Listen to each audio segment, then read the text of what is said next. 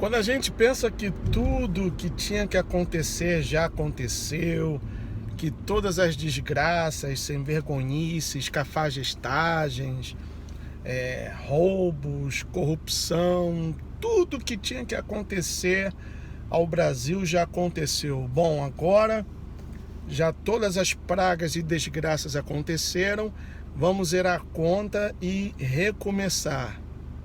Aí acontece mais uma coisa de, olha, deixar o queixo caído. É para a pessoa pensar a que ponto chegou o ser humano. A que ponto chegou o ser humano. Mas aquilo que eu venho comentando com vocês, tudo tem um início. Tudo tem um início, pessoal. Começou, e eu não me canso de repetir, com um famigerado casamento gay. Aí agora essa luta aí pela erotização das crianças, para que as crianças ao crescerem já erotizadas não deem o valor à família, tendo como manual o livro do endemoniado do Herbert Marcuse, Eros e a Civilização, né? Daqui a pouco um incesto, a poligamia, a zoofilia. Bom, zoofilia, já tivemos aquele caso isolado lá na província de Toronto, no Canadá, que o juiz deu ganho de causa ao cara que ama o cachorrinho dele, né? E agora acontece isso aí, ó. Olha essas fotos aí. Uma exposição, outra exposição. Dinheiro para hospitais, creches, clínicas, remédios de para pessoas que necessitam de remédios especiais, que passaram por um transplante e os remédios são caríssimos. Para isso não tem. Mas para essas sem vergonhices tem até sobra. Então, olha aí as fotos.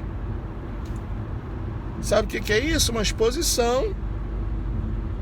É Consciência, o nome da exposição. E como vocês podem ver, animais com feições humanas, significando o hibridismo, se é que se pode falar assim. Eu estou tão irritado que não dá nem para pensar direito. Ou seja, o zoofilismo, né? Um ser híbrido, parte humano, parte animal, a contaminação do gene humano, como aconteceu lá no livro de Gênesis, se não me engano, capítulo 6, que anjos caídos coabitaram com mulheres, então alterou a genética humana. E o Senhor, o Altíssimo, melhor dizendo, teve que acabar com tudo através de um dilúvio para que a geração advinda de Adão não fosse contaminada, né? Então, por isso também que o Altíssimo terminou tudo com um dilúvio. Olha, pessoal, sinceramente, eu comento com a minha esposa, eu não quero mais nada, não ligo para mais nada, carro, casa, roupas, viajar. Gostava muito dessas coisas. Agora eu só estou esperando pela manifestação do meu Salvador, aguardando a minha salvação, porque dá nojo, pessoal, dá nojo. Eu sou o Gustavo e esse foi mais um vídeo do nosso canal 4SA Flórida. E para fechar a conta e passar a régua, vou deixar aí a vitimização, a manipulação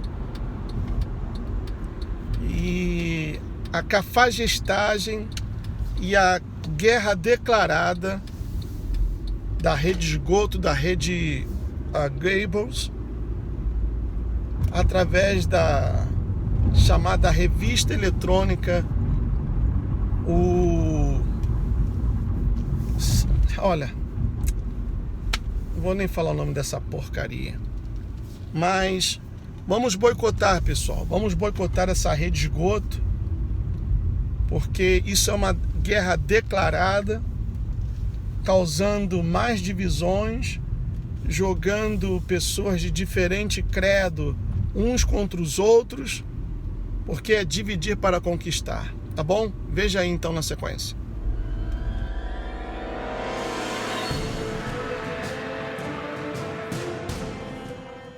O brasileiro não se considera preconceituoso, mas comete preconceito sem perceber.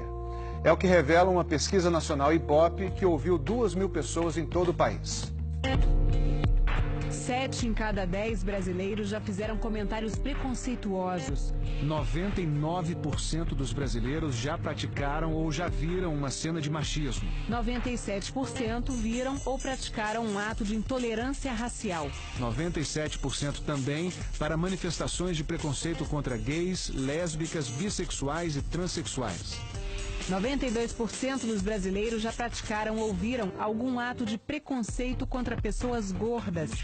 É a chamada gordofobia. E quais as frases preconceituosas mais ouvidas pelos brasileiros? Ela tem o cabelo ruim, em primeiro lugar, citada por 70% dos entrevistados. Ela está vestida igual a uma vadia, 68%. Pode ser gay, mas não precisa beijar em público. Essa frase já foi ouvida por 58% dos brasileiros. O preconceito muitas vezes abre portas para a intolerância. O Fantástico propõe agora uma reflexão sobre casos recentes que estão aí dividindo opiniões e gerando ainda mais manifestações de ódio. Olha aqui, meus amigos, o capeta-chefe tá aqui, ó. Taca fogo em tudo. Quebra tudo, quebra tudo. Paga a vela pelo sangue de Jesus tem poder. Um traficante usa o nome de Jesus e obriga uma mãe de santo a destruir seu próprio centro de umbanda. Quebra tudo, que a senhora quer demônio chefe, que a senhora que patrocina essa cachorrada. Ela é uma Ialorixá, sacerdotisa de culto umbandista. Está sob a mira de uma arma. Rebenta a rinha desse demônio que tá aí. Foi há 3 semanas na Baixada Fluminense. Em apenas uma delegacia da região, 7 casos desse tipo estão sendo investigados. Um exemplo brutal da perseguição religiosa no nosso país. Historicamente, sempre houve essa perseguição. Ela não é episódica. Mas a nova face dela agora é uma face quando o tráfico de drogas se diz evangélico e começa a expulsar das comunidades as religiões de matriz africana. Eu não quero acreditar que a maioria do povo evangélico faça essa discriminação. Nesta semana, uma exposição que seria exibida no Museu de Arte do Rio Mar foi vetada pela prefeitura da cidade. A acusação é que os quadros seriam impróprios por conter referências a símbolos religiosos, a pedofilia e a zoofilia. 270 obras de 85 artistas brasileiros foram censuradas, proibidas. Sem consultar a opinião pública, o prefeito decidiu. Aqui no Rio, a gente não quer essa exposição. Saiu no jornal que ia ser no mar. Só se for no fundo do mar. Porque no Museu de Arte do Rio, não. A exposição se chama Queer Museu, Cartografias da Diferença na Arte Brasileira. As obras tratam de questões de gênero sexual e diferenças. São assinadas por artistas como Cândido Portinari, Lígia Clark, Yuri Firmeza e Adriana Varejão. Eu sou a favor que as exposições tenham sinalização para alertar o público sobre o conteúdo e orientação etária. Mas proibir que a exposição aconteça é um ato de censura, eu acho, inaceitável e perigoso para a sociedade como um todo. Essa mesma exposição, antes de ser censurada no Rio, foi cancelada em Porto Alegre. Protestos acusaram blasfêmia contra símbolos religiosos. Quem está com a razão? A Constituição, a lei suprema do Brasil, que esta semana completou 29 anos, determina: liberdade de expressão é um direito fundamental na Constituição de 88, como é em quase todas as constituições do mundo. é justamente porque ela é uma forma de permitir que o cidadão ele tenha opinião própria e expresse essa opinião sem que o Estado determine o que ele pode ou não achar. Existe algum limite para a liberdade de expressão? O limite tem que ser aquilo que é vedado objetivamente pela lei. Quer dizer, não é aceitável fazer uma exposição de arte que envolva infligir sofrimento deliberado a um animal, porque isso é vedado pela nossa ordem jurídica, pela nossa Constituição. Não é vedado fazer uma exposição de arte em que uma criança seja vítima de abuso sexual na frente dos outros. Isso é vedado pela nossa Constituição. A imagem de uma menina tocando o pé do artista Wagner Schwartz, que se apresentou nu durante uma exposição no Museu de Arte Moderna de São Paulo, gerou protestos e agressões. A menina estava acompanhada pela mãe, que é cenógrafa, e na porta da sala tinha um aviso sobre cenas de nudez. O que diz o Estatuto da Criança e do Adolescente, o ECA, diante dessa imagem? O artigo 227 da Constituição diz expressamente que é um direito fundamental da criança o acesso à cultura. Verifica-se que, acompanhado por uma mãe que é do meio artístico e o próprio estabelecimento que recebeu aquela obra estabeleceu parâmetros de restrição e necessidade de acompanhamento, que não há nenhum indício de que houve uma vulnerabilidade à integralidade dos direitos fundamentais da criança e do adolescente. A placa indicativa de uma eventual restrição ou de uma descrição do conceito da obra é uma orientação que o pai vai considerar para iniciar a criança na obra ou não. Essa exposição não fere o ECA. Todo mundo é livre para não apenas não ir, mas não levar os filhos e criticar quem vai e quem leva. A questão é saber se eu posso impor aos outros essa minha visão de mundo. Então, uma família que queira, por razão religiosa, moral, convicção pessoal, qualquer razão, queira não naturalizar a nudez, tem todo o direito, inclusive, de criticar quem faça. A questão é, uma família que queira tratar a nudez de forma naturalizada, sem que haja um conteúdo sexual, uma interação sexual com a criança, porque isso, evidentemente, é vedado, essa família também deve ter o direito de fazer essa escolha. A gente pode achar errado, pode criticar, mas não deve querer impor aos outros o que a gente acha certo. Durante séculos, grandes artistas retrataram a nudez. Michelangelo, Mondigiani, Velázquez, Botero, Miró, Tarsila do Amaral. Esta semana, o prestigiado Museu d'Orsay, em Paris, relançou uma campanha feita há 2 anos. Tragam seus filhos para ver gente nua. O museu informou que a campanha é para compreender melhor as reações das crianças diante de obras de arte. E, claro, motivar as crianças a irem ao museu. Existe uma diferença aguda entre aquilo que é erótico e aquilo que é artístico, o nu artístico. E quanto ao uso artístico de símbolos religiosos? Um dos mais conceituados artistas plásticos do Brasil, Vic Muniz, diz que graças à arte sacra, os fiéis podem formar uma imagem daquilo em que acreditam, a imagem do divino. Para Vic Muniz, sem a arte, a gente ia poder acreditar numa entidade divina, mas a gente não ia ter como se comunicar isso de uma forma adequada. Este quadro seria exibido na exposição que foi proibida no Museu de Arte do Rio. A obra se chama Cruzando Jesus Cristo com Deusa Shiva. Shiva, na verdade, é um deus. É uma das divindades supremas do hinduísmo. Ao jornal Gaúcho 0 Hora, o autor Fernando Baril explicou: aquilo não é Jesus, é uma pintura. É minha cabeça, ponto. Me sinto à vontade para pintar o que quiser. Diante da lei, essa pintura não representa vilipêndio religioso. Ela não fere o direito de crença. Proibir o que seja polêmico é o oposto da liberdade de expressão, da liberdade artística, da liberdade de informação. A arte, a expressão, por definição, sempre trataram de temas polêmicos, desconfortáveis, desagradáveis, até repugnantes para algumas pessoas. Portanto, proibir porque não se gosta do conteúdo é a censura artística, ideológica, política que a Constituição veda taxativamente, com muita ênfase. O Estado não tem que ser o censor para dizer o que tem ou não valor artístico. A mãe de santo perseguida por traficantes não prestou queixa à polícia. Mas o delegado da área encaminhou a denúncia ao Ministério Público. Pelo sangue de Jesus tem poder.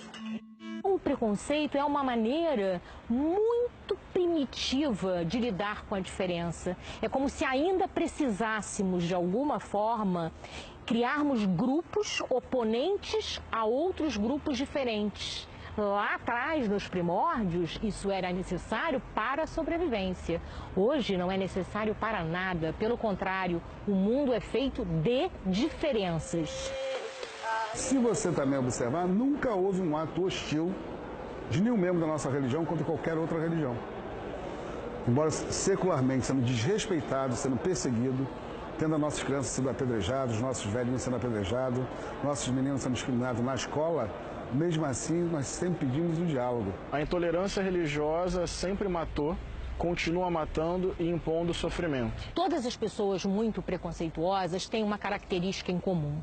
O medo, na verdade, um profundo medo de que aquilo em que acreditam, aquilo que os valores que permeiam sua vida se desapareçam, se diluam. Elas veem a pessoa diferente como uma ameaça. A experiência do sagrado é uma experiência muito profunda, muito sincera, tem a ver com o sentido da vida.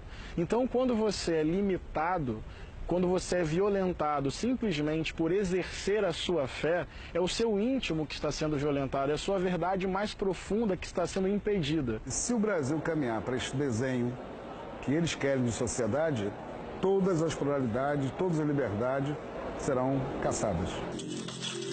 E é só um diálogo que eu tô tendo com vocês. Da próxima vez eu marco. Esta cena filmada na Baixada Fluminense mostra um adepto da Umbanda sendo obrigado por traficantes a destruir as guias, os colares sagrados da religião.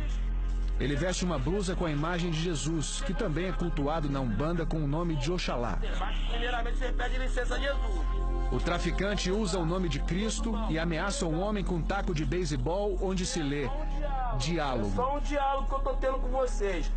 Todos os cristãos, todas as cristãs são discípulos e discípulos de alguém que sofreu com ódio a intolerância, a tortura e a violência. Portanto, não tem como usar o nome de Jesus para perseguir alguém. Não tem como usar o nome de Jesus para promover o ódio. Jesus foi vítima do ódio. Usar o nome dele para praticar o ódio é um absurdo, é uma grande contradição.